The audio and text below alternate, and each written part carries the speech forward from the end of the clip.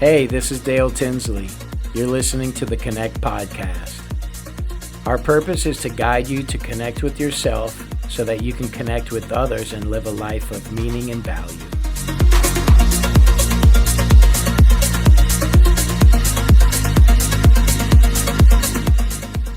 Continuing the series, Limitless Potential, Endless Refinement.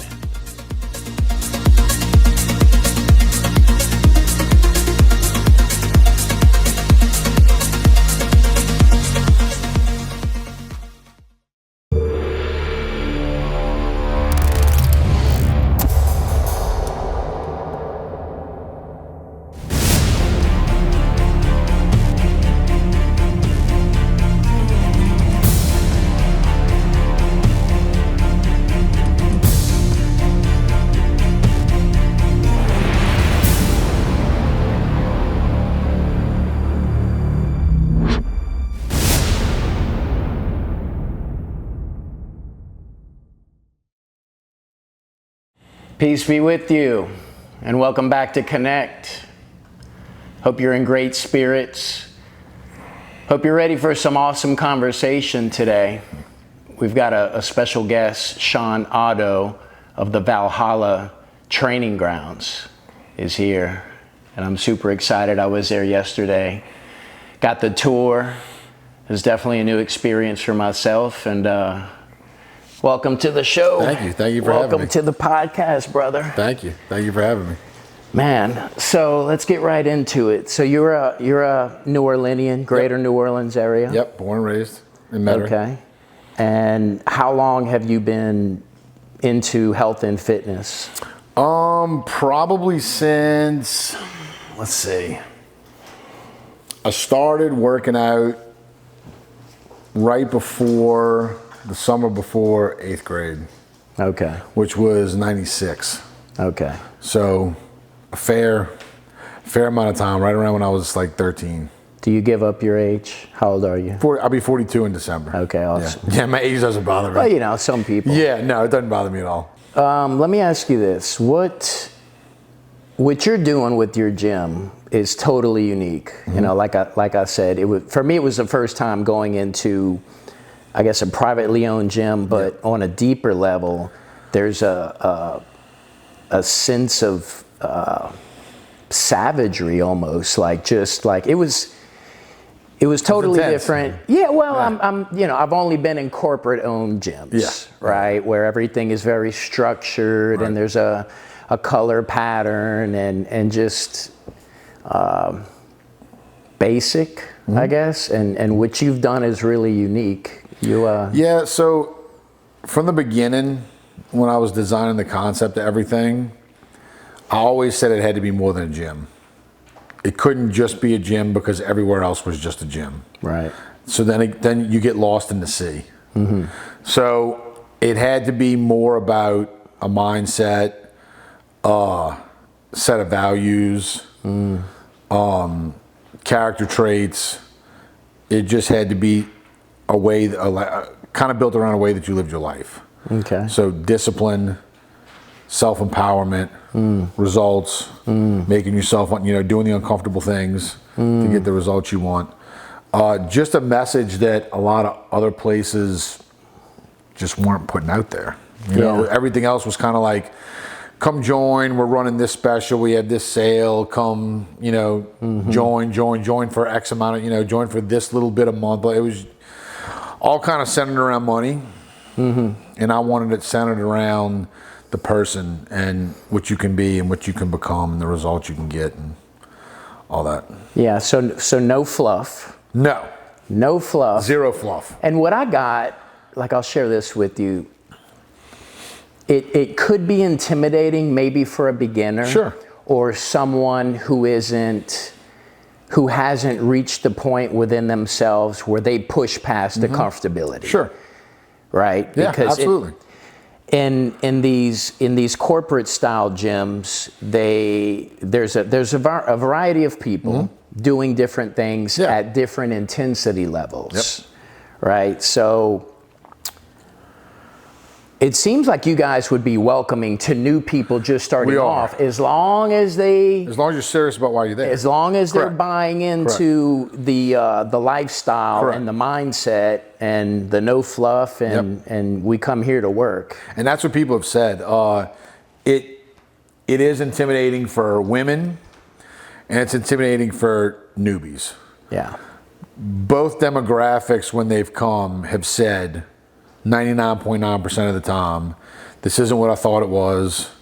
Everyone's super nice, super welcoming, super helpful, more so than anywhere else where I've worked at. Yeah. And that's what it is. It's a community of like-minded people. So you can't build a community of 1,000 different mindsets and because it's not synergistic.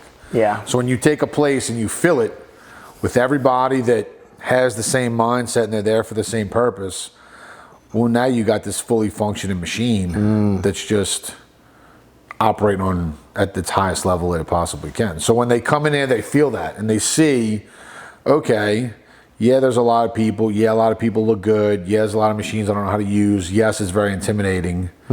But when you're standing in a machine, don't know how to use it, and then someone randomly comes up to you and says, hey, you need me to show you how to use this? Do you need help with this? Whatever. Well, that just breaks down all those barriers. Sure. Right there. Yeah. Each one teach one, and it's teamwork. Yeah, and absolutely. So that kind of segments into what I wanted to talk to you about next with empowerment.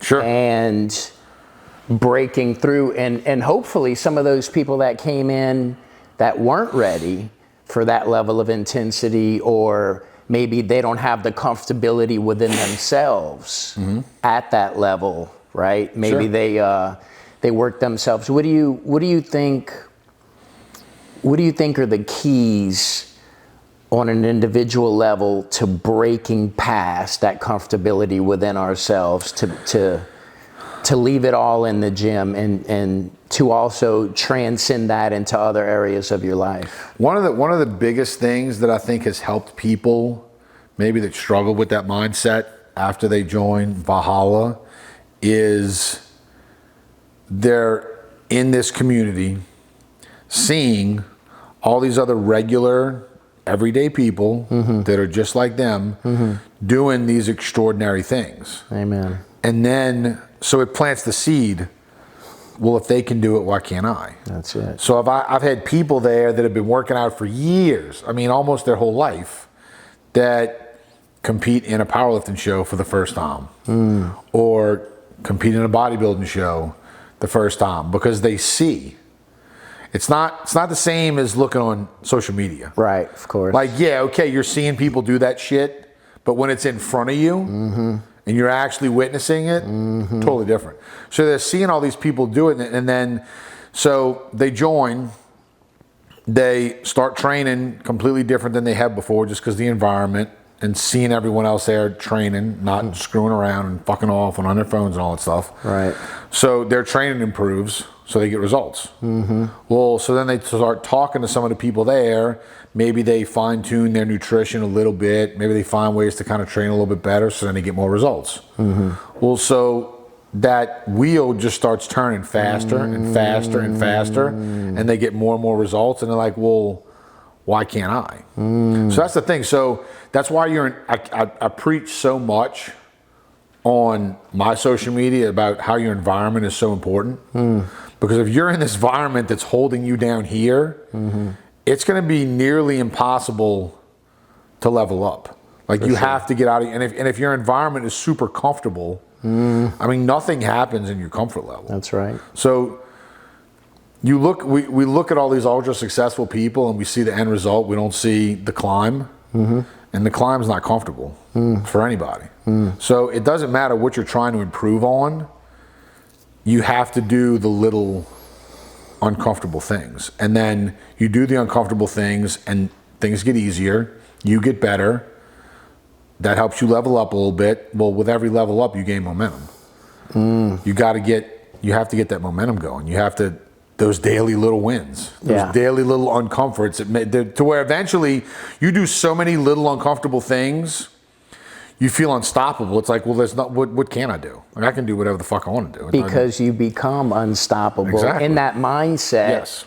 Right. And that's all it is a mindset. So No like we all have everything we need to do what we want to do.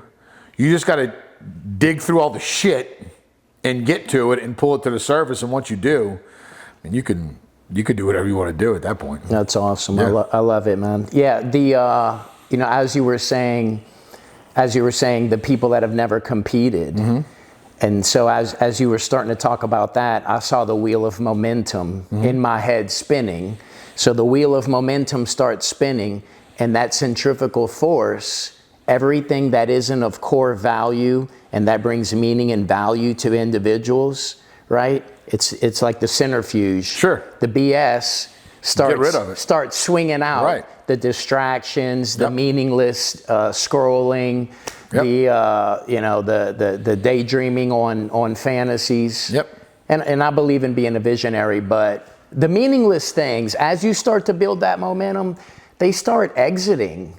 It starts exiting because you're tightening up, right? Well, right. So you develop new habits. All the meaningless shit and the comfort, that's just a habit. It's a habit that you get into. So when, like you said, when you build that momentum, new habits come in.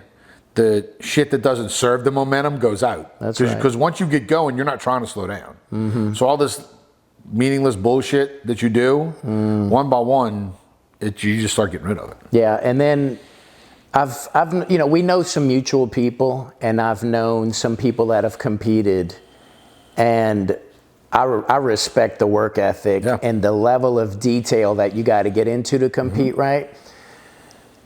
They're so focused on what they're doing, and I was always supportive, but other people didn't get that, right? And they would take it personal. This person's not spending as much time with me. This person's not giving me as much attention. They couldn't understand the deep level of focus and dedication, and people start to fall off too, if they don't respect it or comprehend. Well, so that goes with really anytime you're trying to be successful in something or become better, the people that aren't about that are going to fall off.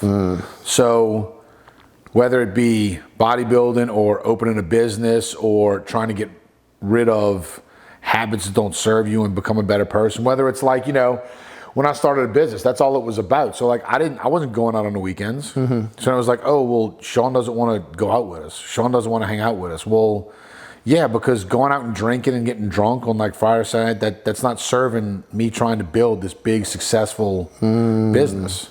So the people that don't have that mindset, that don't jive with that, they're going to fall off, but they need to fall off because they're not pushing you along on this path that you're trying to be on. Like their weight that's holding you down or trying to misdirect you. Yeah. So they got to go. And out of the 10 people that you partied with or were good time friends, some of them may get it. Yeah. And they, and those are the real ones though. Sure. Those are the real ones, because people say, oh, I've got a ton of friends. How many of them are real and honest and authentic? And you can have open, vulnerable conversation where there's no pretending. Correct. And things aren't based on title or material things. They're based on deep human connection and conversation. Well, and think about the people that you're super close with that are in your circle. I mean, for the most part, y'all share the same mindset. Like you may not like all the exact same things, but you all kind of want the same things. Your mindsets align, which is why y'all, your energy aligns, which is why you're so close. So same thing. It's that mindset. Like you need to be around whatever you're trying to do with your life. You need to be around the people that share that mindset, not just talk about it, but are actually actively trying to move towards it. Because I mean, you could talk about it all day for 40 years and you wake up and you're in the same spot. You never have that courage to step into the unknown. Correct. And so that's why you're on the couch right now. We're having this moment in the present right now. Correct. Man, because the vibration, the frequency, those things align with the mindset, right? It begins here with the thought patterns. Yeah. And I had seen people post about your gym and I knew about it, but I didn't really know, right? And then on social media, your name came up, and I saw in the background the gym logo, and I was like, okay. So I clicked on it, and then I said, I'm gonna send this dude a friend request. And then you accepted it, and then I saw some of your posts, and I saw some of the podcasts, and then one post that you made, man, I was like, oh, dude, like, look, man. You understand, man? Well, I was like, I got to get this guy on. I was like, I'm gonna reach out and just kind of talk to him and see what's what. So I said, man, I'm just gonna reach out and see what happens. But that one post, it gave me a clear vision into your head about being relentless and having the right support and pushing yourself past the comfortability. And that I was like, he's serious. And I was like, he's got a gym that's serious. I was like, now I get it. But it wasn't, none of it came across to me negative. It was empowering, and that you want your people to step up constantly. Absolutely. And in any adventure that we delve into, we might hit little points of stagnation, and that's when your brother or your sister comes up and says, hey, how you doing? You know, and are you ready for another challenge, or what's going on? Kind of like that shake-up moment where you might be going through some things, and you might have just plateaued, gotten comfortable. Maybe you're going through some internal things you need to deal with. But man, that post, and then I sent you that post. I said, this is the kind of stuff that I'm into. This is what the Connect podcast is about. I was like, man, I would love to have you on to have some conversation. And I love talking about, I love spreading the message, just because nothing I ever did in my life was easy, but I'm hard-headed, and the harder it gets, just the more I go. So it became very clear to me, the formula is not who you are or where you come from. The formula is you just don't stop. You just keep fucking going. No matter how hard it gets, you go. So then in my head, I was like, well, if I can do this, anyone can do it. So that's what it became. It was, look. And at first, probably like the first 5 years the gym was open, the message I put out there was pretty aggressive, because I was really pissed off and angry because people were settling for just lesser versions of themselves. I'm like, you don't understand. I'm like, y'all can do anything you want to fucking do. You need to stop being a bitch. You need to stop making excuses. You need to get up off your ass and go. And then we had people that resonated with that message come to the gym, and then I'm seeing all these people over time creating the relationships that they've always wanted, getting business promotions, opening their own businesses. Then the business becomes successful. So I'm like, okay. I'm like, people are getting it. Like, y'all are getting it. So then I just pushed it more and more and more and more. And I saw the times change, and I saw how society changed. And people just started getting softer and softer and more complacent, more complacent. I'm like, y'all don't understand. I'm like, all this shit is in you. You just have to get out of whatever complacent environment you are in. You need to stop being so fucking comfortable. And a perfect example that a member brought up to me that literally stuck with me, this was probably about a year ago. And he's like, you know, people will bitch that it's like hot at the gym in the summer, and they don't want to come join because it's hot. But they'll go sit on the beach for 7 hours a day in the fucking heat and drink all day with no fans, because I have fans. I got ceiling fans, I got wall fans. Like, no fans, but they'll go sit on the fucking beach and drink all day long. But they can't come to the gym for an hour and work out. And I'm like, holy shit. I'm like, you're right. Like, you are totally right. Like, that's a great... And I tell people about doing the uncomfortable things, because if you consistently do them, people don't realize how quickly they stop being uncomfortable. Like, it was hot in the gym this summer, and being in there every day most of the day, and then training in it 5 days a week, it got to the point where if it wasn't if it was anything less than like 98 degrees in there, it was easy. You acclimate. It just wasn't bad. We acclimate to it, people, right? as people, we acclimate. Sure. We adjust. That's right. We've forgotten that because we seek comfort in anything we can possibly do. So you don't realize that you can become a better person. You don't realize that you can figure out this shit in your relationship and make it better because it's more comfortable to just go in the other room and not talk about it and sweep it under the rug.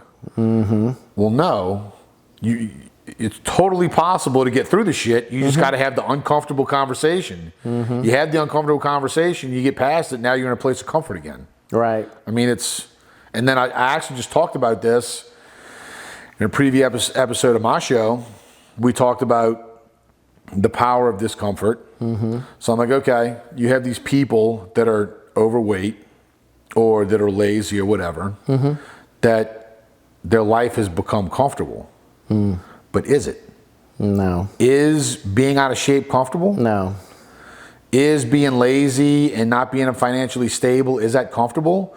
Or is it uncomfortable, but you've become used to the discomfort? Oh, yeah. Well, it works both ways. So do you want to get used to this discomfort or do you want to get used to this discomfort? Pick it.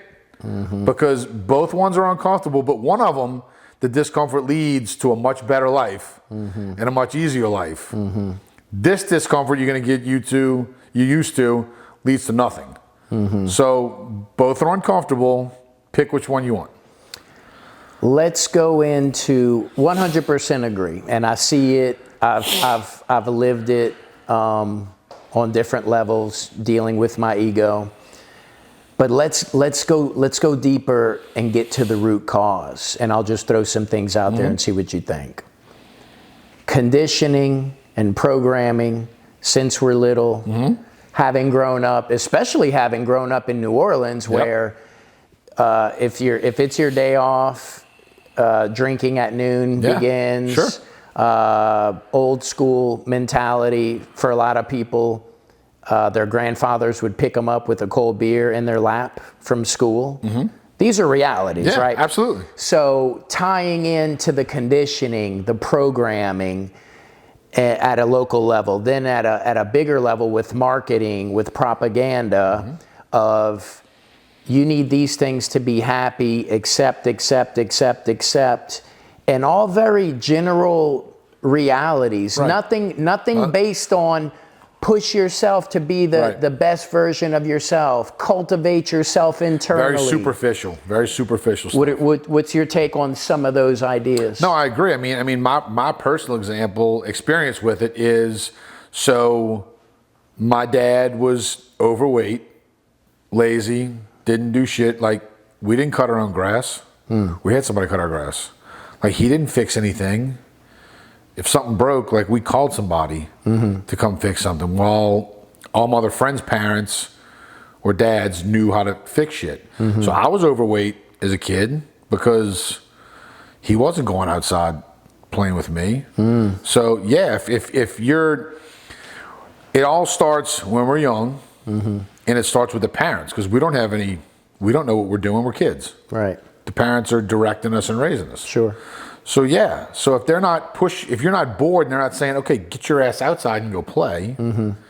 If they just throw you this tablet to go on YouTube, whatever, and then there's commercials on there that market to kids. Oh, look at this app. It's not look at this toy to go outside and play.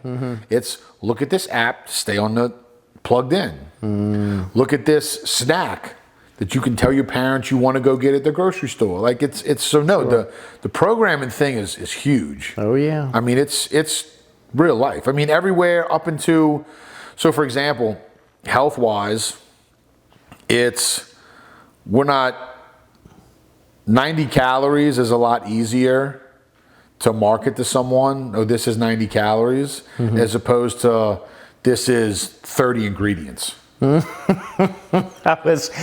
you said, man, I got that vibe. I was like, what's in it? Exactly. Yeah. So you can sell somebody a snack and say, oh, look, this is low fat. It's only 50 calories. It's got 50 ingredients in it, but hey, it's 50 calories. They're not saying that. can't pronounce. Exactly. Don't know what it is. Maybe one or two of the ingredients you might be able to pronounce, Right. the preservatives, the additives, Right. the toxins that Yep. they're, in my opinion, poisoning Correct. the people with. And with social media, how many apps or programs do you see for let's fix your relationship? Let's make your marriage better. No, you see dating apps everywhere. Or they'll fact check certain phrases that you say that aren't right. But if you're 99.9% naked and you're a woman, well, that's allowed to stay up. I mean, the programming is real. We could probably do a whole episode just on that. I mean, the programming to make life comfortable and to make you lazy, weak, complacent, whatever, not take the hard road, which the hard road leads to success. We're inundated with that every day. I mean, every day. And let me take it deeper. When you say success and you go up and there's financial independence with that, there's the acquisition of certain things and a better education for your kids. But truly, when we dig into all the hards and the uncomfortables that got you to that level of success, the success is internal. Yeah. The success is the grit. The success starts with you. Is the dedication, the consistency, the motivation, the energy, the level of consciousness that you go from fear, victim, hate, all of these low-level consciousness states of mind and states of being. Man, you start tapping into courage, and you start activating and living in trust, and in that reality also truth. Yeah. Well, so that's a good point. So where a lot of people get stuck is they can't separate their truth from fact. So they, in their mind, oh, my life's not that bad. Like, I'm doing okay. That's their truth. The facts of the situation are you've been at the same job in the same position for the last 5 or 6 years. You have the exact same relationship cycle with the same type of partners every year or every so many months. Your health is getting worse. Your financial situation is the same it's been 7 or 8 years ago. That's the facts. Now, let's compare the facts with your truth of how you see your life. And that's what it is. People need to learn to separate their truth from the facts, and that requires vulnerability. It requires accountability. No doubt. And a lot of people struggle with that. So that's where people get caught in this fog of a life, is they are living by their truth, but their truth may not be real. They need to get with the facts of their life and what's going on. Yeah, I break it down internally to our ego and our genuineness and our true self, right? So the ego and the egotistical traits are fear, anxiety, depression, hate, resentment, all of jealousy, all of these energies and these characteristics of the ego. Then on the genuine side, vulnerability, transparency, truth, honesty, empathy, compassion, courage, relentless pursuit of truth. Yeah. Right? And so that fog that you're talking about, that's the conditioning, because people think they are that truth, which is the ego, which is the programming, which is the complacency. Have all these things, Sean, and you'll be happy. Right. But the happiness dies. Their happiness is an illusion that they want us to tie being comfortable with, and it's not, man. We are designed to grow and grow. We're designed to do shit. Yes, and challenge ourselves. That comfortability is I call it strengths and weaknesses. So ignorance, hatred, jealousy, all those things you listed. I call those weaknesses. Then you got the vulnerability, the accountability, the discipline, the doing uncomfortable shit. I call that strengths. Yes. So that's how I separate. Like, what areas of your life are you weak in? Are you financially weak? Are you emotionally weak? Are you physically weak? Are you mentally weak? those are all things you need to turn into shit. Different terminology, same mindset. Same mindset. Right? And so you've separated them out. You see them clearly. Correct. And in order for all that to work, we have to see them within ourselves. Exactly. And then we can see them in other people easy and call out the BS, right? Because we see our own BS. And that's where the accountability comes in. Like, you have to be able to look yourself in the mirror and say, this is my fault. Of course. I did this.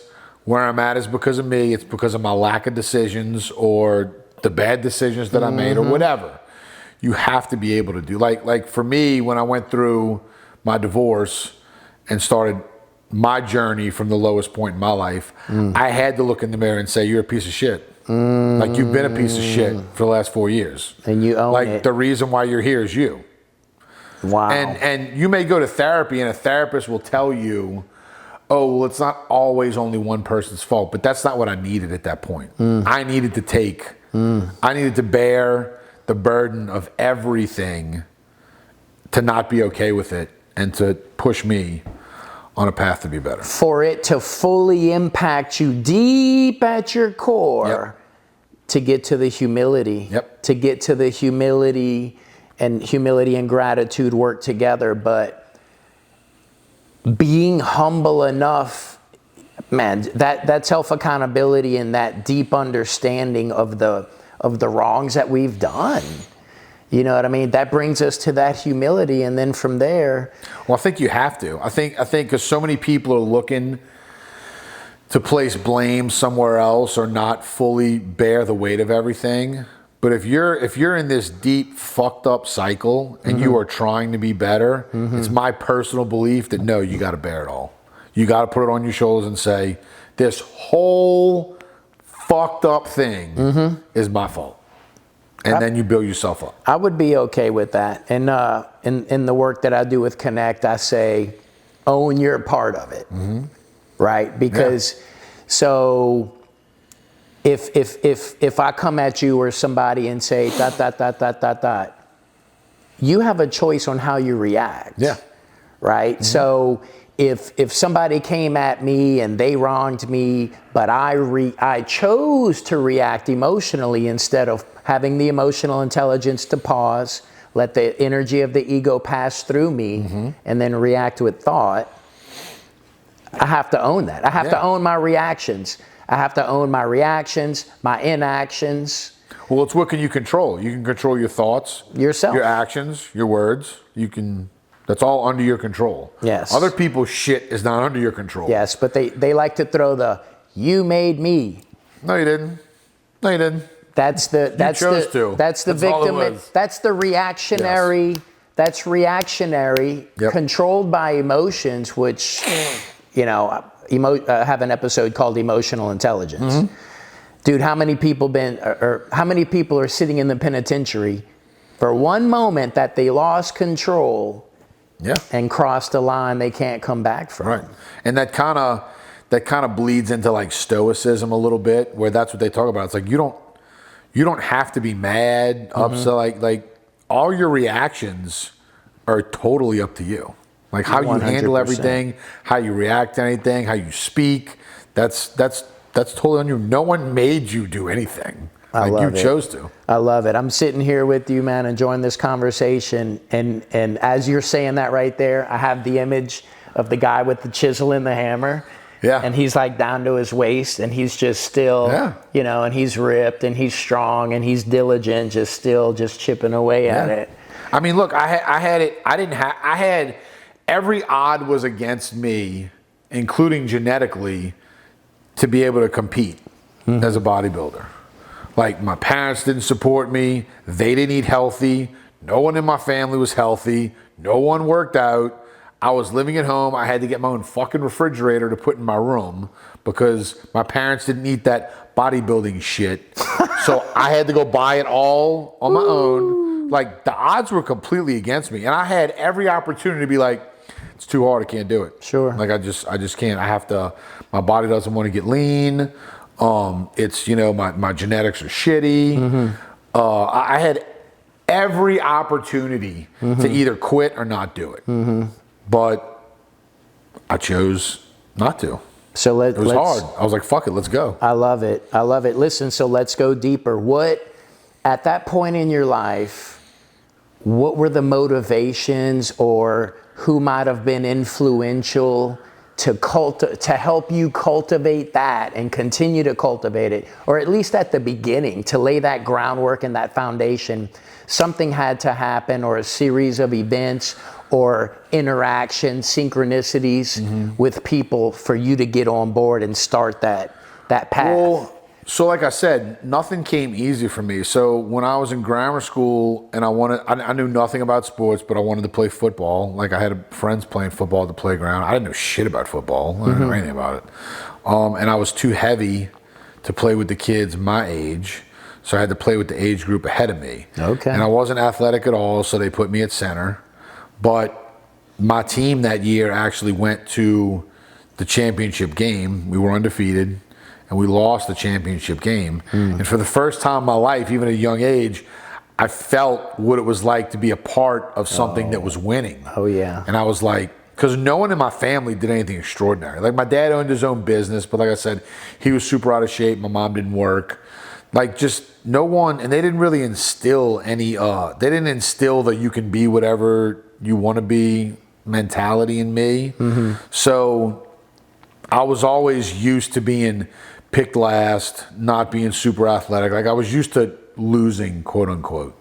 So for that one moment in my life, I was part of something that was winning, and it was like the best feeling in the fucking world. I was like, this is awesome. Yeah. Like this feels so much better than all the other shit that I've been doing. Amen. So I wanted to keep playing football because I assimilated football with winning. And then of course the next year I was on the polar opposite team. I was on a team that couldn't win a fucking game, you know? But I liked playing. I liked being physical. I still got kind of like a sense of accomplishment out of it because I was trying to be the best I could be, or the most physical I could be, because I wanted to win. Yes. So that kind of showed, I think that was where the seed was planted, where it's like, even though you're not special, you can still push and push and push and like try and make something happen. And then that transferred into high school. My high school 8th grade football team was the same way. We were undefeated. We went to the championship game. And that developmental period in my life was where I just really, really adopted like the I want to fucking win mentality. And then so when I started working out, that just became another thing. It was, I'd never worked out before. I started working out, my body started changing a little bit. Nowhere near I didn't look anywhere near how anybody else looked. But it's still that little bit of change. I was like, okay, this is something that I can do and work at and try and be better. So then I made varsity football. I did it for like a year or two. It became way too fucking complicated. I was like a caveman football player. I played defense. I wanted to kill a person with the ball. Like that was it. I didn't want to read formations and fucking line. I didn't want to read any of that. Right. Destroy. That's it. You were hunting. That was it. it. That's all I wanted to do. That was all I wanted to do. So I made varsity. Varsity was way too complex. I stopped that. I started wrestling. And wrestling was the opposite. It was a very individualistic thing. So my sense of empowerment kind of went up with wrestling because the harder I practiced, the better I got. And when you're on the mat, you're not competing as a team. It's just you. So I was like, okay. And then I noticed that when I would wrestle the varsity athletes or the junior varsity athletes and get my ass absolutely kicked, and then I would go to wrestling tournaments and wrestle people on my skill level, it was a lot easier. So I think that subconsciously instilled, okay, getting your ass kicked, failing, shit being hard, only makes game day easier. So, and that wasn't a conscious thought at the time, but looking back, I can see where like these different little seeds were subconsciously planted. Isn't that amazing? But it all arose from discomfort. Of course. That's why I'm so big on the get uncomfortable type thing. you know, because I came from a life of comfort. I came from, you know, playing video games all day and not knowing shit about sports and not having a family unit that encouraged me to be better. So I came from all of that. So that's why I don't buy into people's excuses of all of this shit. I'm like, dude, look, I've gotten kicked in the throat at various periods. Sure. And literally had life standing on my neck at various periods of my life. And I'm here and I'm creating the life I want. And some of that getting kicked in the face was of your own doing, I would imagine. Oh, absolutely. Okay, just without a well, doubt. you know, look, yeah. I don't take anything for granted. Yeah. But typically, a lot of it is self-inflicted. Sure, absolutely. Now, either you gain the humility, you slay the dragon, you look yourself in the mirror and you own it, and now we can start to change. Yeah.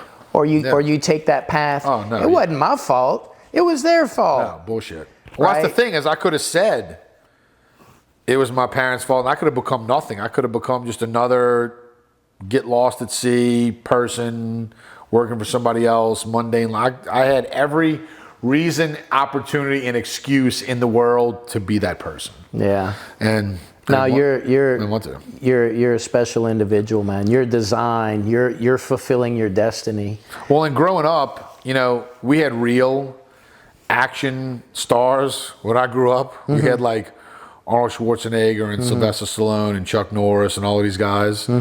Well, so these guys were like jacked out of control. They were extraordinary to me, and I was like, I want to be extraordinary. Yeah, Bruce Lee. Yeah, like I don't want to be.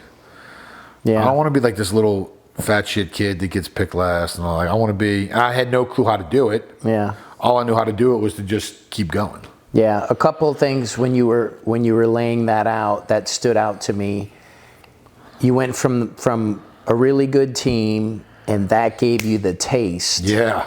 That gave you the taste. Then you went to a team. Polar opposite. We couldn't win a fucking game to save our lives. But you know what stood out to me is that every play you're self-accountable. Yeah. And no matter win, lose, or draw, every play you show up, you're self-accountable, and you push to block your guy, and you're doing your part. Win, lose, or draw, that's a win as an individual. And I didn't know that at the time, so like it wasn't all this stuff that I can look back on now and see it for what it was. I wasn't some 8-year-old kid that was like, okay, like I can only control what I can control, so I'm going to go with sure. Like I didn't know that, right? But I can look back and recognize that's what I was doing. I was like, okay, like on this play, this is like just like you said, this is who I have to block, and I have to block in the best of and like execute. And that's what I did. Then here comes the weightlifting.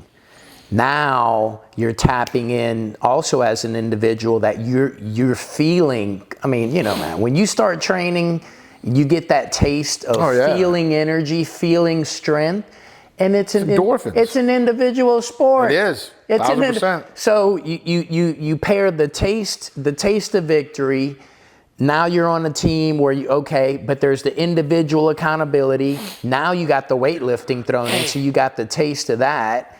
Then you transition over even more as an individual with those things tied together where you're getting into the wrestling.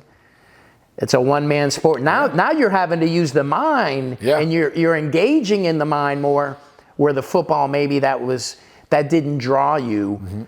But when you're engaged in the wrestling, you're very aware of your body and what's going on. Yep. And I think it helped teach me, looking back again, not that I knew it at the time, that like it's on you. Like it's on you. You have to.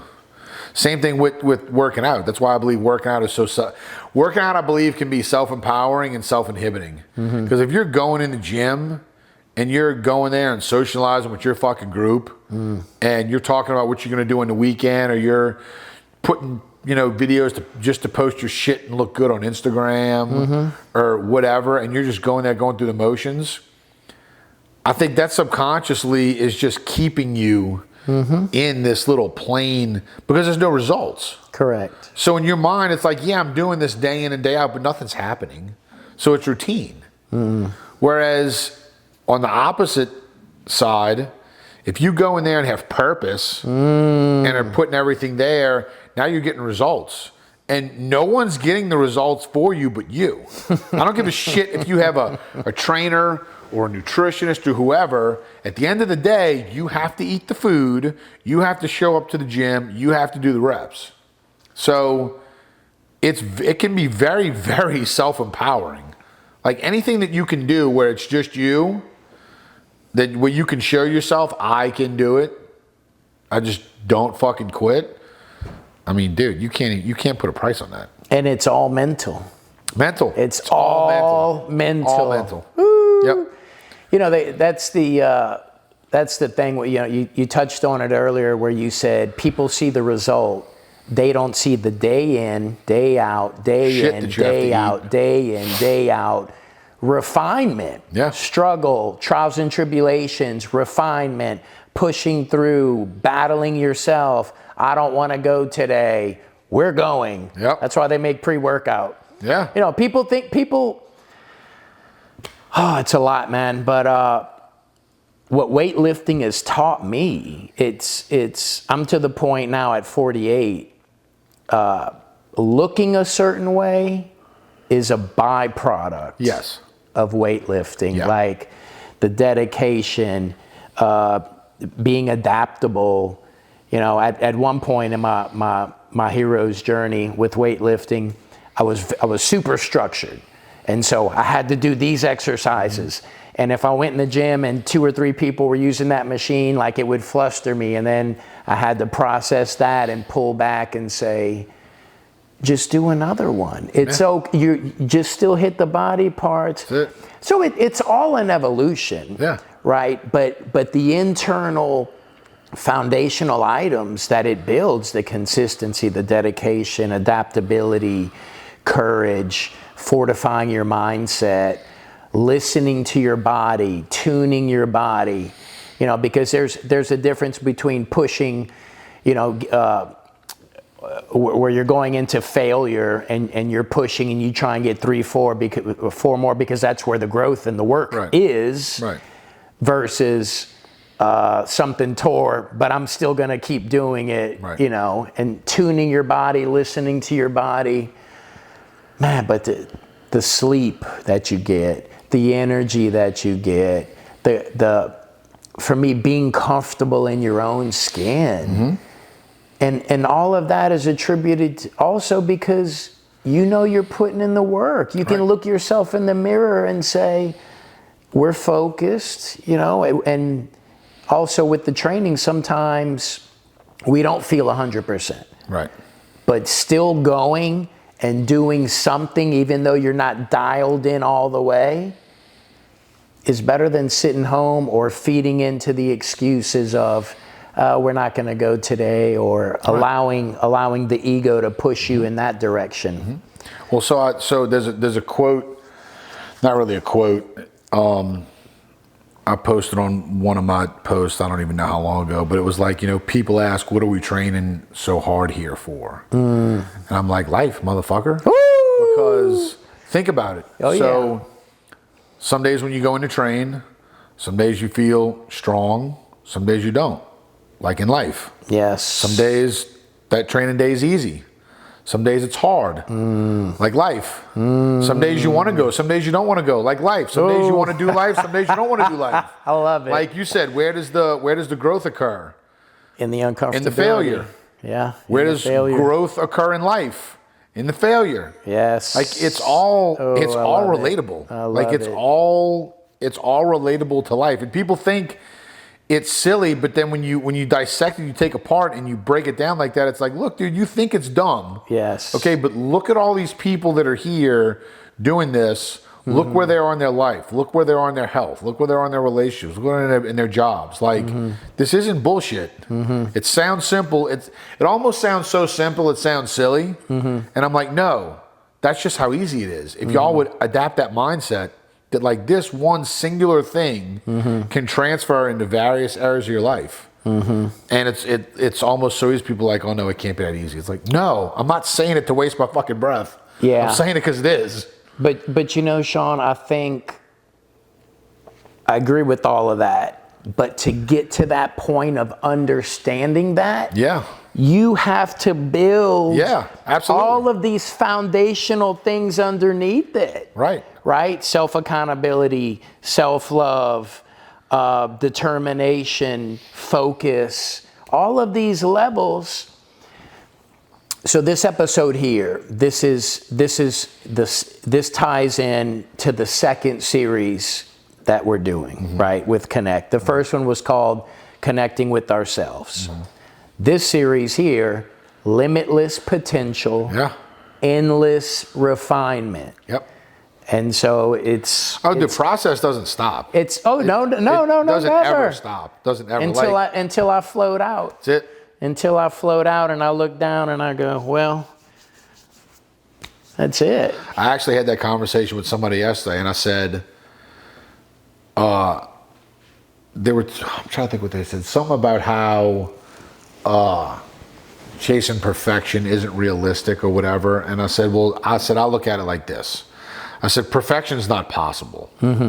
I said, so I try to chase perfection as much as I can. And that only leads to the best version of yourself that you can be. Because there's always a better version out there. Amen. So if you constantly chase that perfection, even though you're never going to hit it, you're just going to continually get better. Get better. Continue to expand. Grow. Yeah. Not perfection, progress. Correct. And then some days when you're feeling strong and you show up in the gym, the progress is you're about to hit the nitrous button. You know what I mean? And then everything is activated. Mind, body, spirit. Your mind's super focused, super sharp. You feel connected to everything. Oh man, that's the synchronicity. I had that shirt on yesterday when I came by. Yep. Yeah. Wow, man. I look at it as not everyone is ready. I sure as shit wasn't. Not everyone's ready to be self-aware. Not everyone's ready to look in the mirror and have that vulnerability. So I look at it as whatever part in the process where you can plant the seed to get to the starting point is better than not doing it all. So even if you get in the gym, or even if you start a morning routine, or whatever it is, to have a better habit, to have a positive impact on your life, at some point you're going to implement all these little things, and it's going to click, and it's going to push you to here. Yes. And you're going to hit that starting point of accountability right there. Bam. And then your accountability, self-awareness, humility, all that, and then you're going to fill in that gap of where you were here. So just because you're not ready to be self-aware yet, you can still start doing positive shit. And things are going to benefit your life, because if you keep doing them, at some point it's going to push you to that starting point. It's going to push you all the way to the beginning to lay the foundation. Yes, absolutely. The momentum in the wheel. Yep. Yeah. So like for me, I had the discipline in place. I had the working out in place. I had the nutrition in place. I was used to doing the uncomfortable things. So when I hit rock bottom, going through my divorce, and I had, which pushed me to that starting point. I already had all this other shit taken care of to make that starting point. Like I could go, I could dive head first into the vulnerability, into owning my shit, into having humility, into saying this whole thing is your fault. Like into going, I had all these other things already in place to where when I started my journey, I could go all in. Like all in. I had the discipline to do the work, to do the assignments for the program I was in. I had it all. The self-accountability of showing up to the gym, the humility of I'm not where I want to be, but I'm going to work my butt off to get to that point. And all of those layers. And then when you hit that, you had a good little foundation. Yeah. And you weren't polluting yourself with foods that make you feel sluggish, make you tired, right? Don't bring any nutritional value to you. Correct. Interesting, man. Man, what a great conversation, brother. I mean, everybody's journey is different. Sure. Not everybody's going to start in the same spot, but you have to start somewhere. Like you just have to. And that's what I try and push on people. They want to. People message me all the time I'm not really ready to train there yet. I'm trying to get my training up. And I'm like, no. I'm like, wrong mindset. I'm like, you come here to get your training up. If you're not ready, that's why you come here, because you're not ready. Because we make you ready. Like you come in, if you're not ready and you've been working out for however long in your environment and you're not ready yet, your environment is never going to make you ready. Of course. It's never. No. So if you want to get ready, new environment. Yes. That's how you get ready. Yes. Like same thing with whether you're trying to build a business, have a great relationship. If your circle are all guys or women that are just going out and having empty relationships, sex, all of these different dating apps, whatever. Distractions. Yeah. You're delusional if you think you're going to be able to build this meaningful, awesome relationship if that's your environment. You got to get out of that environment. So like whatever you want to create in your life, you need to look at that particular environment that you're in for whatever you're trying to create and say, okay, is this pushing me or motivating me to create that, or is this holding me back? Well, whatever it is, self-aware, I don't care. Personal growth, whatever it is, it doesn't matter. Are your friends self-aware? Is everyone around you self-aware? Are they all egotistical assholes? Like, what is it, you know? So how do you think you're going to become self-aware and grow as a person when you're around people that have no concern to grow as people themselves? Mindset. Yeah. Mindset. Yes. Come Mindset in. environment. We'll put the Viking hat on you. Yeah. And stuff a turkey leg in your mouth. Yeah. Yeah. It's all mindset. It is. It is. Because so that particular person, they're in the gym. Okay, they feel their muscle, but they're not ready because they haven't gotten in the right mindset or understood it yet. Yeah. The mindset that's needed. You can do it. It can be learned. Everything can be learned. Everything. What one man can do, another man can do. Yes. Yeah. And that's what I've said from the beginning. I'm like, because people thought, oh, you have to compete to be a member at Valhalla, or you have to look at somewhere. I'm like, no. The only requirement is you have to have the mindset to be here. That's all you need. It doesn't matter what you look slap like. your hand on that one, dude. That's it. You just have to have the mindset to be here. That's it. And we can cultivate it, but you got to commit. Yes, that's not a superpower. Like having the mindset is not a superpower. It's not that like, oh, this person was born with this mindset. It can all be created. You can develop it. Who was born with it? No one. It's all cultivated. Yep. It's all cultivated. Man, incredible. I told you yesterday, I was like, I was calculating, could I join? 30-minute drive, 30 minutes back. I'm trying to do the logistics in my head. Yeah. You know, because going to the box gym, I push, but when you're in that environment of what you offer, it's a whole nother level. And I have people that come whole nother level. I have people that come and just do like weekend memberships or stuff like that because they're like, I can't get here during the week, but I can get here on the weekend, and I just want to be here on the weekend. Like I just want to come and be in the environment on the weekend. Wow. And that is, as long as that's enough to push them and motivate them and show them what they can do to where they can go outside of there and do all the shit that they want to do, dude, I mean, that's what matters the most. You know, you can't. Amen. You can't put a price on that. You're out there. Priceless. You're out there doing God's work, man. Trying. I see it. Trying. I love it. Let me ask you, are you planning, I know you've expanded within the gym, and this is your second location, which is a bigger location. Yep. You have any plans of expanding in the greater New Orleans area? This has been asked a lot, especially out of state. And what I try to explain to people is, if I did, it wouldn't be the same. It would literally be, it would benefit me monetarily, which is not why I'm doing it. It wouldn't be able to have the same impact on people's lives that this one does because I'm here all the time. I help create the environment and be here, and people see me working. And you know, when we first started, people saw me at 1 a.m. vacuuming floors and sweeping and all that stuff. And I'm there to show people what it's supposed to be and how it's supposed to be. Well, I can't be two places at once. That's right. So for me to open another location, it's just not going to be the same. And if I can't provide the same value, someplace else as I can provide here, at that point it becomes just a monetary gain for me, and that's not why I want to do it. Yeah, you're in it for the right reasons. Yeah, I've had people want to franchise. I'd be like, dude, like I'll franchise, like I'll, we'll pay you royalties, whatever. And I'm like, it's not why I'm doing it. Like, yeah. One of the things that I hated was when Metroflex, when they started franchising, it just doesn't hold the name doesn't hold the weight. Not that Metroflex is shitty by any means. It's awesome. It just doesn't hold the name doesn't hold the weight that it used to, and I can't sleep easy at night thinking about that. Like for Valhalla not to hold the weight that the name does, I'm not comfortable with that yet.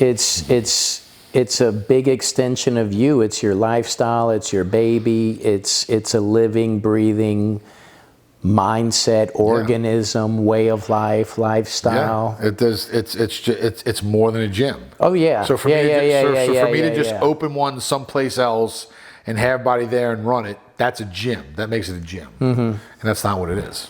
It's more than a gym. Amazing. I love it. Let me ask you this: your journey, your hero's journey, your adventure. How do you cultivate that into your family, and where does that align in sharing your experiences? And so after going through my divorce, becoming self-aware, setting standards for what I want and don't want in my life, I realized that I wanted this certain type of family unit, especially one that I never had.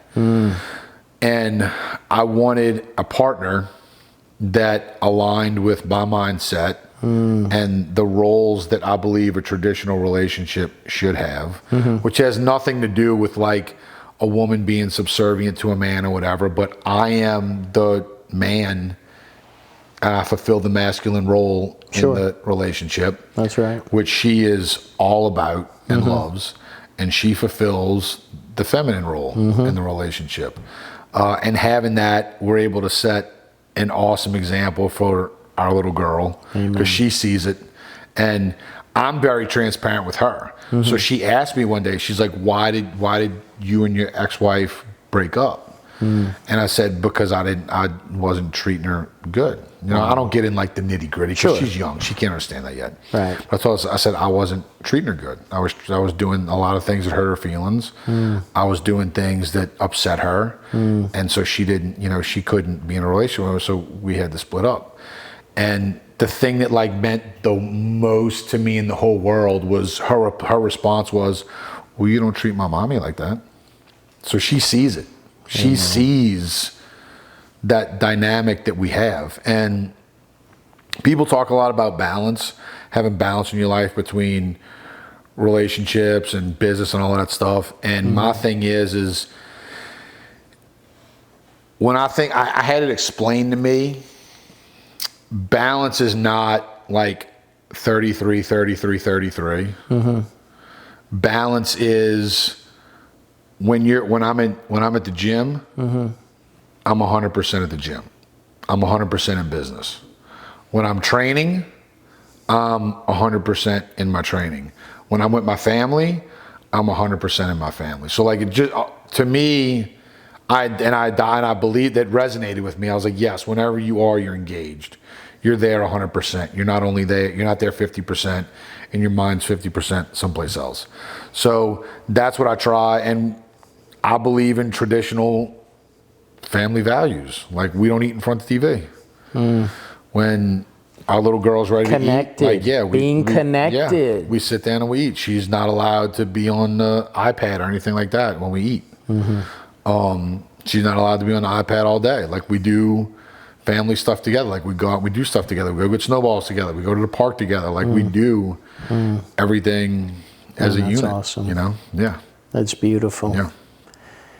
I just did an episode on balance, and it's wild that you said that. I looked over at Andreas just now. He's looking into the camera. But man, balance. Exactly what you said is being present. Yes, it's present. It's being fully present. Yes.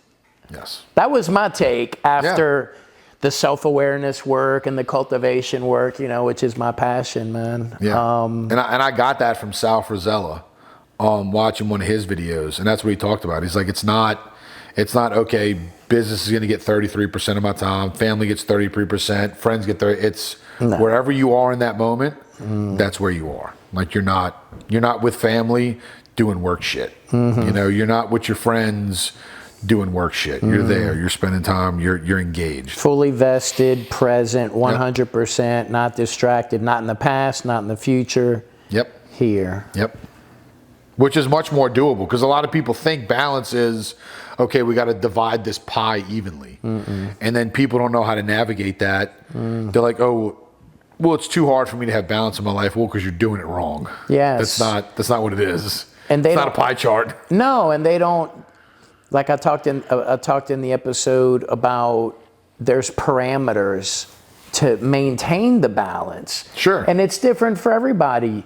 Somebody might require 8 hours of sleep. Somebody might require 5. Somebody may require more alone time for self-reflection. Some people, you know what I mean? And so, but we know when we're off, if we're honest, and if you're self-aware, you, even if it's super subtle, like something's off.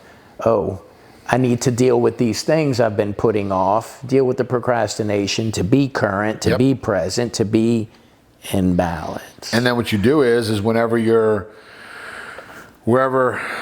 aspect of your life you're off in, let's just use business because it's an easy example, then that means you may have to do the uncomfortable shit and stay at work a little bit later or stay at your business a little bit later to pick up on those things so they don't bleed into and affect the other areas of your life. But you do the uncomfortable shit now so you can do the comfortable shit later. I mean, I tell people it's an art. Dude, I tell people all the fucking time, this shit bleeds into all areas of your life. Stop thinking everything is separate. No. Everything, like if you're disciplined here, you can be disciplined here. If you're disciplined here and here, you can be disciplined here. Like it all bleeds. It all bleeds together. It's all connected. Yes. Connect. Yes, absolutely. It's all connected, man. All of it. And I think those people, that as an example with the discipline, they haven't fully owned discipline.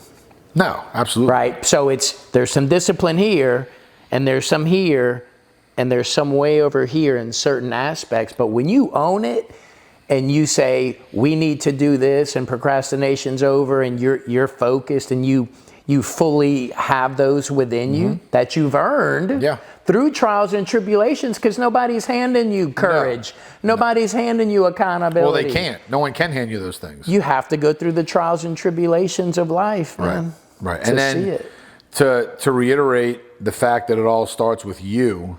So after my divorce, when I went through that program and did a follow-up program and started becoming the best version of myself that I could be and getting on that path, everything else got better. Relationships got better. Business got better.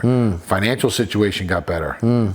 Health got better. Everything. So like you're the seed. Yes. So like if you don't know where to start, you start with you.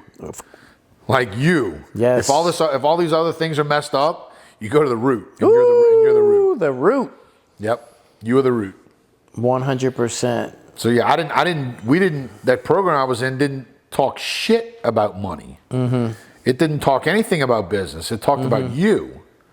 But by bettering myself, it branched out and it bled into everything, and everything else got better. Yeah.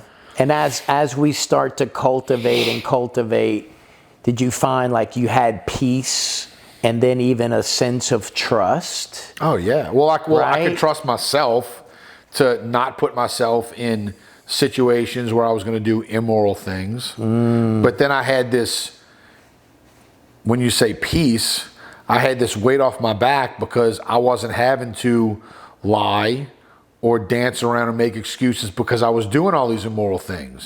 So everything was operating and functioning where it was supposed to. And there were no outliers, and I wasn't doing anything that went against what I believe in morally.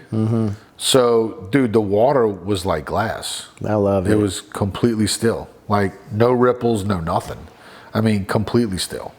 So huge sense, peace, stability, confidence. Like when you're operating as your best self, dude, your level of security and confidence goes through the fucking roof.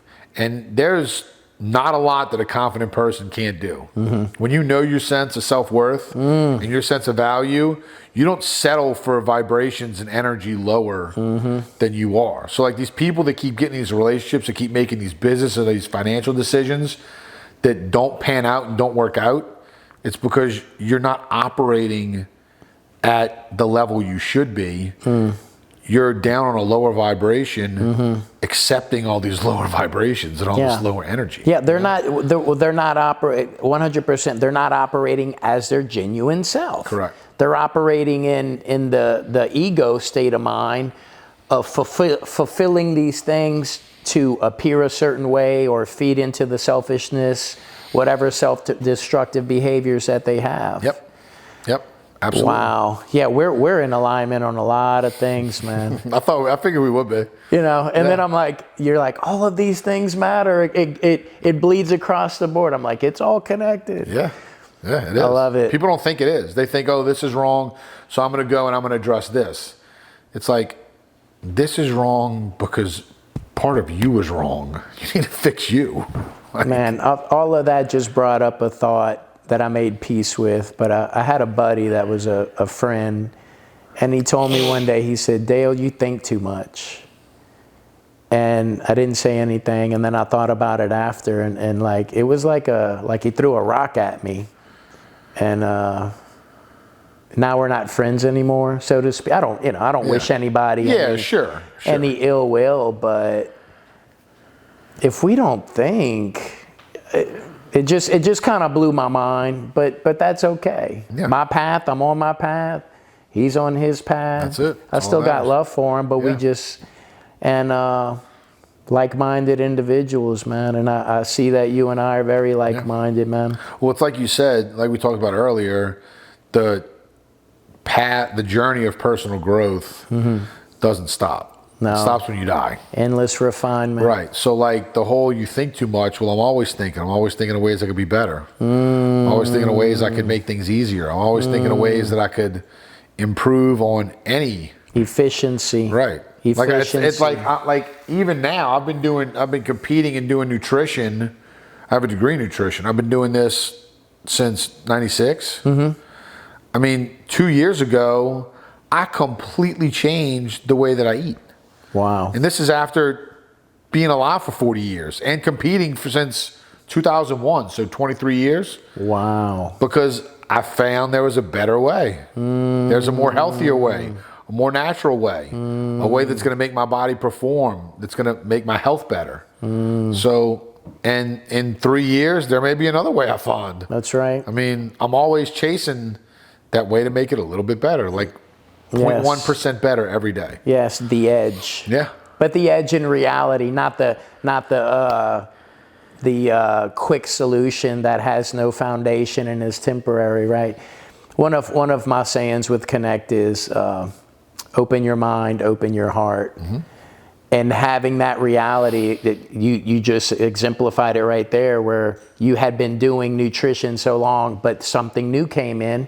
You had an open mind, you had an open heart, you gave it a fair shake, and you're like, hey, let's try this. And now, better improvement, more efficiency, expansion, growing, learning. And each one teach one, and you're out there sharing. Absolutely. You know, those blessings and the wisdom gained from all that. Well, that's the thing. People originally, when I first, because the message I was putting out there when the gym first opened, no other gym owner was, and no other gym owner really still is. So people thought I was just this opinionated asshole. And I'm like, y'all don't understand. I just want y'all to be better. If I didn't, I could change what I'm saying and say the shit that the other gym places are saying. I'd probably make more money because I'd have more members because they wouldn't be offended by what I'm saying. But that's not making y'all better. Like I'm saying what I'm saying because I want y'all to be better. Like this isn't, I don't just enjoy hearing myself talk. Like I'm saying this so y'all can be better and y'all can live the best life that y'all can possibly live. After your gym members were to watch this episode and maybe become aware of some things they weren't aware of, and the nuances of your life, and see you engaged in some deeper conversation, you think it might bring it more full circle, that they say, okay, so Sean's meat and potatoes and gets to the point. But this episode lays out a lot of layers that are all connected. Well, but I think it's good. That peak to Yeah. what you're driving home. What do you think about that? Yeah, well, that's why I always like talking about the shit that I went through and the shit that I still may deal with or battle, because we all are. So every time I put out a story or something about some shit that I went through, I always get messages about, thank you for saying that. I'm currently going through something similar, and I thought I was the only one. So it's like, no. Like, we're all, like, I'm not this rough, tough, badass, opinionated, fuck anybody up, like, gym owner. Right. That's not what it is. Like, I got to where I am, and I got Valhalla to where it is because of what I went through. And we all go through it. So, like, if you're trying to get to like, you can see what I went through and realize that, like, there's a better version after that. Yeah. So yeah, I mean, I like people seeing my shit. Yeah. Because it dispels this image of, oh, he's tough, he can deal with anything, which I can deal with anything, but it doesn't mean it's not hard. Correct. It doesn't mean you still don't get upset or whatever. Correct. So I like people to see that, because it's like, no, like, behind all these images that these people are posting, like, there's actually a much different version, and there's much different shit that goes into that, like when I have my little girl at the gym and they see me playing with my little girl, they like that, like, these people have never seen before, like, mind blowing, like, oh my God, I didn't even know you like kids. I'm like, they don't know there's hyperdrive, there's 8th gear, 7, 6, there's absolutely. Gears and layers. Yes, absolutely. Many, right? Many, yeah. I love it, man. Yeah, absolutely. Wow. Man, what a great conversation.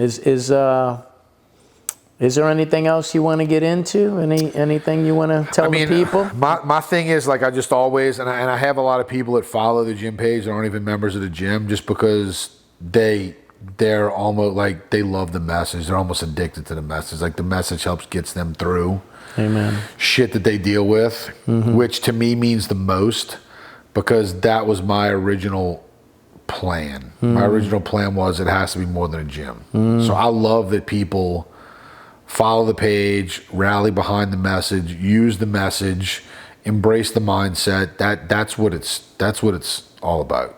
That's what it's all about for me, is spreading the mindset, because we need that. We need more people operating at their best in this world. I love it. We need more good people in this world. We need more people that are not being held down, that are creating the life that they want. Amen. That are operating on their highest frequency. Like, we need that. That's why I say all the shit that I say, because I'm hoping that one post just infects one person and plants turns on that seed. Yeah, that's all I hope, is that one person reads this one post and it flips a switch. And then when I make the next post, I hope that just one person, it just flips the switch. Waters the seed, the seed. Absolutely. Yeah, man, it's I love the genuineness. I love the transparency, the openness, the comfortability in your skin, your passion, your purpose. You live in the American dream, homie. I'm working to get there. I'm building. Yeah. I'm a year into the podcast and cultivating some different lanes. But authenticity, that's all it is. It's just, I think people are tired, or I hope they're tired of the same just generic shit that everyone is putting out there. That doesn't bring you to fulfillment. It doesn't bring you to... It's fake. It's not real. Yes, correct. It's not real. Programming. People need real shit. Like, we have enough fake shit going on. We need more real shit. We need more real people putting out real messages, talking about real experiences, real life. That's what we need. Amen. Absolutely.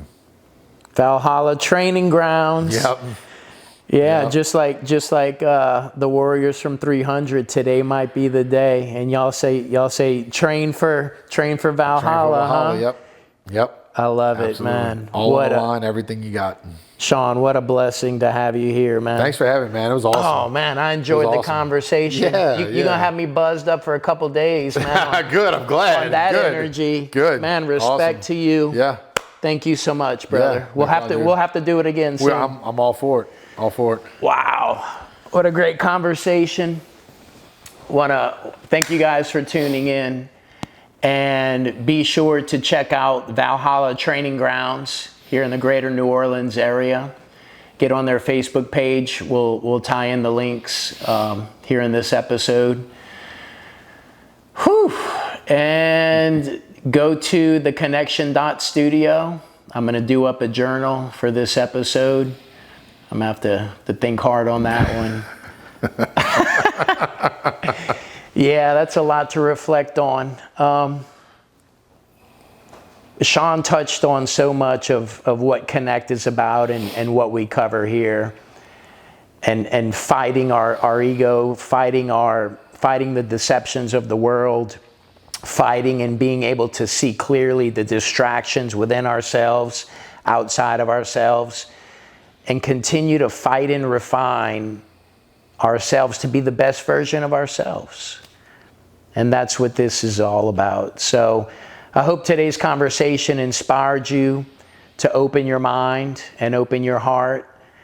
And thank you again, Sean. Yeah, thank you. Appreciate you, brother. Until next time, God bless.